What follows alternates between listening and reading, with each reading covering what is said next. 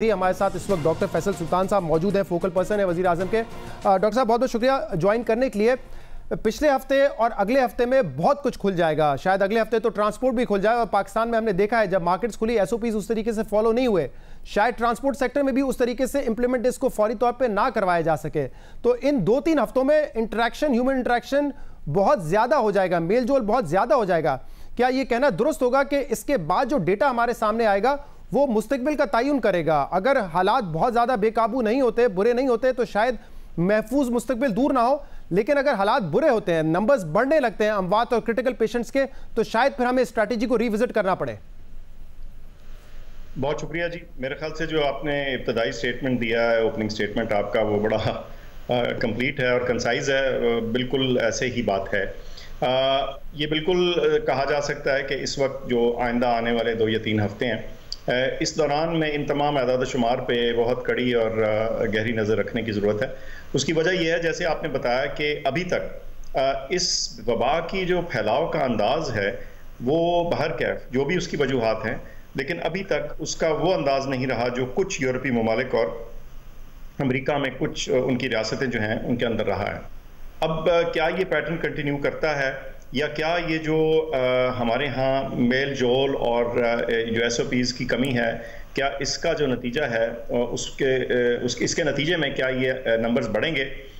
तो ये सामने आ जाएगी बात। और मैं समझता हूँ कि इस वक्त इसीलिए बार बार हम सबको याद कराने की भी ज़रूरत है, कुछ इन्फोर्स करने की भी ज़रूरत है, कुछ लोगों को इस मामले में तालीम और तरबियत और याद दहानी की भी ज़रूरत है कि ये कोरोना अभी चला नहीं गया, अभी सिर्फ ये कुछ नरमियाँ की गई हैं ताकि कारोबार ज़िंदगी थोड़ा सा चल सके। डॉक्टर साहब, हमने दुनिया की मिसाल सामने रखें तो जहां पर सक्सेसफुल कामयाब लॉकडाउन हुआ था, लेकिन जब उन्होंने अपनी मईशत को खोलने की कोशिश की, कारोबार खोला, तो वो स्पाइक वापस उन ममालिक में देखने में आई है। और हमने भी अब अगर नरमी की है लॉकडाउन में, इंट्रैक्शन मेल जोल ज़्यादा बढ़ेगा तो नंबर्स तो बढ़ेंगे, और क्योंकि अब टेस्ट भी ज़्यादा कर रहे हैं तो नंबर्स तो सामने ज़्यादा आएंगे। तो आपकी कैलकुलेशन क्या है? आप लोग प्रोजेक्शंस करते हैं? वज़ीर आज़म साहब ने बताया कि पिछले हफ्ते 52,000 की हमारी प्रोजेक्शंस थी 14 मई तक। आप लोगों ने इस बुनियाद पे भी प्रोजेक्शंस किए कि अब जब सब खुलेगा तो शायद ये ज़्यादा तेज़ी से केसेस आए? केसेस की मैं फ़िलहाल बात कर रहा हूँ।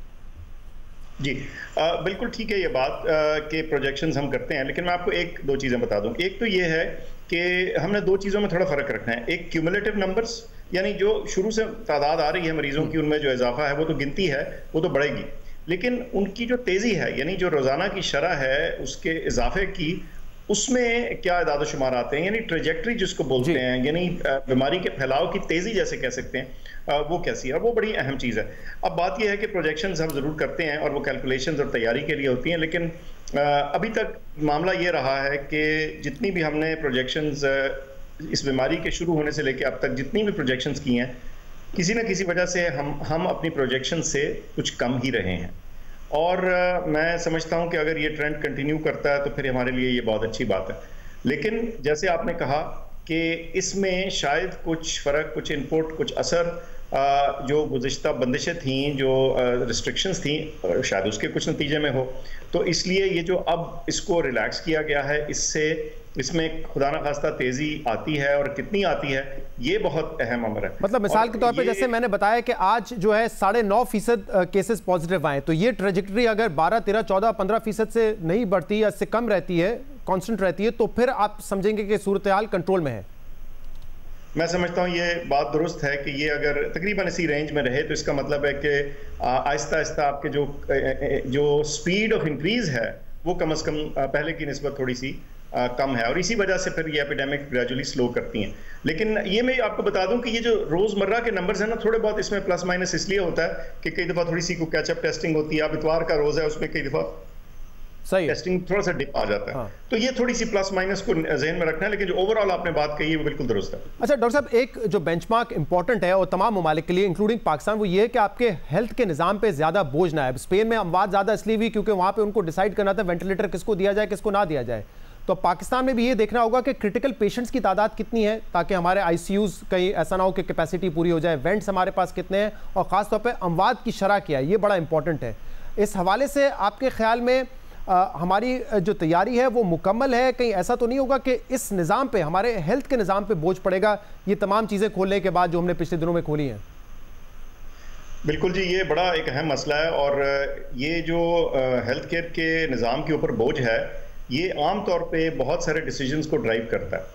और हमारे यहाँ भी हमने इसकी जितनी हतल वसा हम कैलकुलेशन या कोशिश या प्रोजेक्शन कर सकते हैं की है। मौजूदा सिचुएशन भी हमारे सामने है और जो आइंदा आने वाले चंद दिनों के नंबर्स हैं वो भी हमारे सामने। तो हम ये कह सकते हैं कि कम से कम अगले 2 हफ्ते तक इस पे जो मौजूदा दबाव है उसमें को बहुत ज़्यादा तब्दीली या बहुत ज़्यादा तेज़ी का हमें इम्कान नहीं नज़र आता। लेकिन इस वक्त भी सिस्टम पे कुछ ना कुछ दबाव मौजूद है।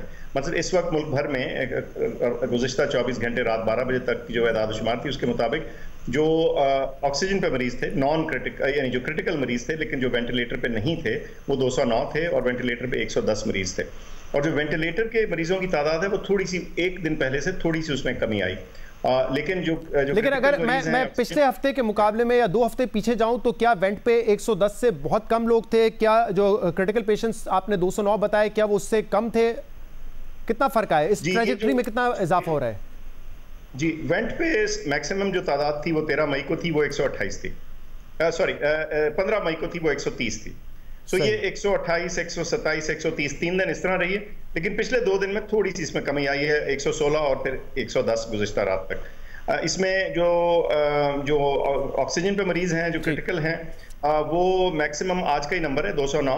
इससे पहले एक दिन 195 था, एक दिन 196 था। ये थे तकरीबन कोई 13 मई को और 11 मई को। तो ये इसमें थोड़ी कमी बेशी रही है, लेकिन सही है। बहुत बहुत शुक्रिया। डॉक्टर फैसल सुल्तान हमारे साथ मौजूद थे। अगले 3 हफ्ते बड़े इंपॉर्टेंट होंगे, डेटा बड़ा इंपॉर्टेंट होगा। केसेस अगर तबाहकुन साबित हुए तो शायद स्ट्रैटेजी को रिविजिट करना पड़ेगा। अगर अमवात की तादाद और क्रिटिकल पेशेंट्स की तादाद बहुत तेज़ी से नहीं बढ़ती है तो फिर ये कहा जा सकता है कि महफूज मुस्तकबिल शायद पाकिस्तान के लिए दूर ना हो।